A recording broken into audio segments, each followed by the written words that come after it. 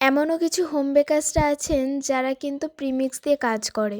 আমি মনে করি প্রিমিক্স দিয়ে কাজ করা আর নিজের হাতে ডিম, চিনি, ময়দা দিয়ে কাজ করার মধ্যে কিন্তু অনেকটা তফাৎ। প্রিমিক্স দিয়ে কেক বানালে কখনো কিন্তু নিজের রেসিপি দিয়ে কিন্তু কেক কাস্টমারকে দেওয়া সম্ভব হয় না। আর নিজের রেসিপিতে ডিম, চিনি, ময়দা দিয়ে যদি কেক বানানো হয় সেটাই কিন্তু তোমার নিজের একটা পরিচয়। কারণ প্রিমিক্স দিয়ে কেক বানালে সকলের কেকের টেস্টটা কিন্তু পুরোপুরি সেমই হয়ে থাকে। যখন নিজের রেসিপিতে ডিম, চিনি, ময়দা দিয়ে নতুন করে নিজের মতো করে কেক তৈরি করা হবে, তার টেস্টও কিন্তু পুরোপুরি আলাদা হবে। কারোর কেকের সাথে কিন্তু তোমার কেকের কোনো রকম মিল থাকবে না। তাই তোমরা যদি নিজের পরিচয়টাকে গড়তে চাও তাহলে অবশ্যই নিজস্ব রেসিপিতে কিন্তু ডিম, চিনি, ময়দা দিয়ে কেক বানানোর চেষ্টা করবে।